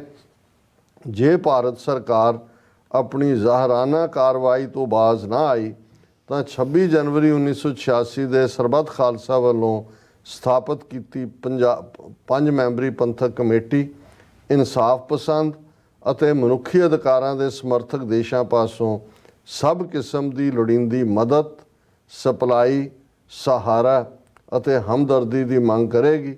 UN ਪਾਸੋਂ ਵੀ ਅਸੀਂ ਇਸੇ ਕਿਸਮ ਦੀ ਮਦਦ ਦੀ ਮੰਗ ਕਰਦੇ ਹਾਂ। ਜਿਨ੍ਹਾਂ ਗੁਆਂਢੀ ਦੇਸ਼ਾਂ ਨੇ ਸਾਡੀ ਵਿਖੜੀ ਘੜੀ ਵਿੱਚ ਹਾਂ ਦਾ ਨਾਅਰਾ ਮਾਰਨ ਦਾ ਯਤਨ ਕੀਤਾ ਹੈ, ਅਸੀਂ ਉਹਨਾਂ ਦਾ ਅਹਿਸਾਨ ਨਹੀਂ ਭੁਲਾਵਾਂਗੇ। ਵਿਦੇਸ਼ਾਂ ਵਿੱਚ ਰਹਿੰਦੇ ਹੋਏ ਸਿੰਘ ਸਿੰਘਣੀਆਂ ਦੇ ਵੀ ਅਸੀਂ ਬੜੇ ਸ਼ੁਕਰਗੁਜ਼ਾਰ ਹਾਂ ਕਿਉਂਕਿ ਉਹ ਸਾਡੇ ਦੁੱਖ ਵਿੱਚ ਸਾਡੇ ਨਾਲ ਮੋਢਾ ਜੋੜ ਕੇ ਖੜੇ ਹੋਏ। ਜੇ ਵਿਦੇਸ਼ਾਂ ਵਿੱਚ ਰਹਿੰਦੇ ਸਿੱਖਾਂ ਨੂੰ ਮਨਜ਼ੂਰ ਹੋਵੇ ਤਾਂ ਅਸੀਂ ਉਹਨਾਂ ਨੂੰ ਖਾਲਿਸਤਾਨ ਦੇ ਸ਼ਹਿਰੀ ਬਣਾਉਣ ਲਈ ਤਿਆਰ ਹੋਵਾਂਗੇ। ਸੋ ਇਹਦੇ 'ਚ ਉਹਨਾਂ ਨੇ ਆਲਰੇਡੀ ਮੁਲਕਾਂ ਨੂੰ ਕਿਹਾ ਵੀ ਸਾਨੂੰ ਹਰ ਕਿਸਮ ਦੀ ਲੋੜੀਂਦੀ ਮਦਦ, ਸਪਲਾਈ ਔਰ ਇਹ ਦਿਓ। ਗੁਆਂਢੀ ਮੁਲਕ ਜਿਹਦਾ ਖਾਸ ਤੌਰ 'ਤੇ ਬੇਸ਼ੱਕ ਉਹਨਾਂ ਨੇ ਪਾਕਿਸਤਾਨ ਦਾ ਜ਼ਿਕਰ ਨਹੀਂ ਕੀਤਾ, ਪਰ ਕਿਉਂਕਿ ਪਾਕਿਸਤਾਨ ਦੇ ਲੋਕਾਂ ਵੱਲੋਂ ਵੀ ਹਮਦਰਦੀ ਦਾ ਇਜ਼ਹਾਰ ਸੀ, ਉਹਨਾਂ ਦਾ ਵੀ ਸ਼ੁਕਰਾਨਾ ਹੈ। ਬਾਹਰਲੇ ਸਿੱਖਾਂ ਦਾ ਵੀ। ਔਰ ਇਹ ਹੈ ਡਿਊਲ ਸਿਟੀਜ਼ਨਸ਼ਿਪ ਦੀ ਆਫਰ ਕਿ ਜੇ ਬਾਹਰਲੇ ਸਿੱਖ ਚਾਹਣਗੇ ਤਾਂ ਉਹ ਖਾਲਿਸਤਾਨ ਦੇ ਵੀ ਸ਼ਹਿਰੀ ਹੋਣਗੇ। ਇਹ ਡਿਊਲ ਸਿਟੀਜ਼ਨਸ਼ਿਪ ਦੀ ਆਫਰ ਹੈ। ਜੀ। ਔਰ 5 ਮੈਂਬਰੀ ਪੰਥਕ ਕਮੇਟੀ ਵੱਲੋਂ ਸਿੰਘਾਂ ਨੂੰ ਬੇਨਤੀ ਕੀਤੀ ਜਾਂਦੀ ਹੈ ਕਿ ਉਹ ਸਿੱਖਾਂ ਦੇ ਘਰਾਂ ਵਿੱਚੋਂ ਹਥਿਆਰ ਅਤੇ ਹੋਰ ਕਿਸੇ ਕਿਸਮ ਦਾ ਸਮਾਨ ਨਾ ਲੁੱਟਣ। ਸਮੂਹ ਸਿੱਖ ਸੰਗਤਾਂ ਨੂੰ ਬੇਨਤੀ ਕੀਤੀ ਜਾਂਦੀ ਹੈ ਖਾਲਿਸਤਾਨ ਦੀ ਪ੍ਰਾਪਤੀ ਲਈ ਜੂਝ ਰਹੇ ਸਿੰਘਾਂ ਸਿੰਘਣੀਆਂ ਦੀ ਹਰ ਪ੍ਰਕਾਰ ਦੀ ਸਹਾਇਤਾ ਅਤੇ ਹੌਸਲਾ ਅਫਜ਼ਾਈ ਕੀਤੀ ਜਾਵੇ ਕਿਉਂਕਿ ਸਿੰਘਾਂ ਦੇ ਕਿਲੇ ਸੰਗਤ ਹੀ ਹੈ। ਬਿਲਕੁਲ। ਉਹਨਾਂ ਨੇ ਆਪਣੇ ਜੁਝਾਰੂ ਕਾਡਰ ਨੂੰ ਵੀ ਇਹ ਐਡਵਾਈਸ ਕੀਤਾ ਕਿ ਭਾਈ ਸਿੱਖਾਂ ਦੇ ਘਰਾਂ ਚੋਂ ਹਥਿਆਰ ਨਹੀਂ ਲੁੱਟਣੇ ਨੇ। ਪਰ ਨਾਲ ਦੀ ਨਾਲ ਉਹਨਾਂ ਨੇ ਸਿੱਖ ਸੰਗਤ ਨੂੰ ਅਪੀਲ ਕੀਤੀ ਕਿ ਭਾਈ ਇਹ ਤੁਹਾਡੇ ਹੀ ਪੁੱਤਰ ਪੁੱਤਰੀਆਂ ਨੇ, ਕੌਮੀ ਘਰ ਲਈ ਲੱਗੇ ਹੋਏ ਨੇ ਔਰ ਉਹਨਾਂ ਦੀ ਜਿਹੜੇ ਜੂਝ ਰਹੇ ਸਿੰਘ ਨੇ ਉਹਨਾਂ ਦੀ ਹਰ ਪ੍ਰਕਾਰ ਨਾਲ ਮਦਦ ਕਰੋ, ਹੌਸਲਾ ਅਫਜ਼ਾਈ ਕਰੋ। ਔਰ ਬੜੀ ਜਿਹੜੀ ਹੈ ਭਾਵਪੂਰਤ ਲਾਈਨ ਹੈ ਕਿਉਂਕਿ ਸਿੰਘਾਂ ਦੇ ਕਿਲੇ ਸੰਗਤ ਹੀ ਹਨ। ਯੂਜਲੀ ਇਹ ਹੁੰਦਾ ਹੈ ਜਦੋਂ ਫੌਜਾਂ ਲੜਦੀਆਂ ਨੇ ਜੇ ਦੁਸ਼ਮਣ ਹੈ ਤਾਂ ਤੁਸੀਂ ਕਿਲੇ ਚੋਂ, ਹੁਣ ਸਿੱਖਾਂ ਦੇ ਕੋਲ ਤਾਂ ਕੁਝ ਨਹੀਂ ਹੈ, ਉਹਨਾਂ ਨੇ ਕਿਹਾ ਵੀ ਸੰਗਤ ਹੀ ਸਿੰਘਾਂ ਦੇ ਕਿਲੇ ਨੇ। ਔਰ ਵੈਸੇ ਇਸ ਡੈਕਲੇਰੇਸ਼ਨ ਦੇ ਨਾਲ ਇੱਕ ਪੂਰੀ ਲਿਸਟ ਸੀ ਜਿਸ ਦੇ ਵਿੱਚ ਕੀ ਟੌਰਚਰ ਦੇ ਤਰੀਕੇ ਨੇ, ਕਿਵੇਂ ਕੀਤਾ ਜਾਂਦਾ ਹੈ। ਪਰ ਅਸੀਂ ਜਦੋਂ ਇਸ ਨੂੰ ਛਾਪਿਆ ਕਿਉਂਕਿ ਉਸ ਨੂੰ ਅਸੀਂ ਐਕਸਕਲੂਡ ਕੀਤਾ ਸੀ, ਲੇਕਿਨ ਉਹ ਵੀ ਇਸ ਮੇਨ ਡਾਕੂਮੈਂਟ ਦਾ ਹਿੱਸਾ ਸੀ। ਸੋ ਅਸੀਂ ਸਮਝਦੇ ਹਾਂ ਕਿ ਵੀ ਇਸ ਦੇ ਨਾਲ ਘੱਟੋ ਘੱਟ ਸਾਡੇ ਉਹਨਾਂ ਵੀਰਾਂ ਭੈਣਾਂ ਨੂੰ ਜਿਹੜੇ ਜਾਣਨਾ ਚਾਹੁੰਦੇ ਸੀ ਕਿ ਵੀ ਇਹ ਐਲਾਨਨਾਮੇ 'ਚ ਕੀ ਹੈ ਔਰ ਇਹ ਸਾਡਾ ਰਿਜ਼ੋਲਵ ਵੀ ਹੈ। ਔਰ ਅਸੀਂ ਇਹ ਸਮਝਦੇ ਹਾਂ ਕਿ 37 ਵਰ੍ਹੇ ਬਾਅਦ ਇਸ ਵਾਰ ਜਿਵੇਂ ਖਾਲਸਾ ਸਾਜਨਾ ਦਿਵਸ ਔਰ ਖਾਲਿਸਤਾਨ ਐਲਾਨਨਾਮਾ ਦਿਵਸ ਤੇ ਦੁਨੀਆ ਭਰ ਦੇ ਵਿੱਚ ਜਿਹੜੀ ਐਕਟੀਵਿਟੀ ਹੋਈ ਹੈ ਉਸ ਨੇ ਸਾਨੂੰ ਇਹ ਹੌਸਲਾ ਦਿੱਤਾ ਹੈ ਕਿ ਸਾਡੀ ਮੰਜ਼ਿਲ ਬਹੁਤ ਕਰੀਬ ਹੈ। ਖਾਲਿਸਤਾਨ ਜ਼ਿੰਦਾਬਾਦ। ਜੀ ਡਾਕਟਰ ਸਾਹਿਬ ਤੁਹਾਡਾ ਬਹੁਤ ਬਹੁਤ ਸ਼ੁਕਰੀਆ। ਸੋ ਅਥਲੇ ਨੇ ਬ੍ਰੇਕ ਤੇ ਜਾਣ ਤੋਂ ਪਹਿਲਾਂ ਅਸੀਂ ਆਪਣੇ ਦਰਸ਼ਕਾਂ ਤੇ ਸਰੋਤਿਆਂ ਨੂੰ ਅਪੀਲ ਤੇ ਬੇਨਤੀ ਕਰਦੀ ਵਿਊਅਰਸ, ਜਿਸ ਤਰ੍ਹਾਂ ਕਿ ਤੁਸੀਂ ਜਾਣਦੇ ਹੋ ਕਿ ਟੀਵੀ 84 ਇੱਕ ਪੰਥਕ ਚੈਨਲ ਹੈ। ਟੀਵੀ 84 ਦੀ ਚੜ੍ਹਦੀ ਕਲਾ ਲਈ ਵੱਧ ਤੋਂ ਵੱਧ ਡੋਨੇਟ ਕਰੋ। ਡੋਨੇਟ ਕਰਨ ਲਈ ਸਾਡੀ ਵੈਬਸਾਈਟ tv84.tv ਤੇ ਜਾ ਕੇ ਪੇਪਲ ਦੀ ਵਰਤੋਂ ਕਰਕੇ ਵਨ ਟਾਈਮ ਡੋਨੇਟ ਕਰ ਸਕਦੇ ਹੋ, ਮੰਥਲੀ ਡੋਨੇਟ ਵੀ ਕਰ ਸਕਦੇ ਹੋ।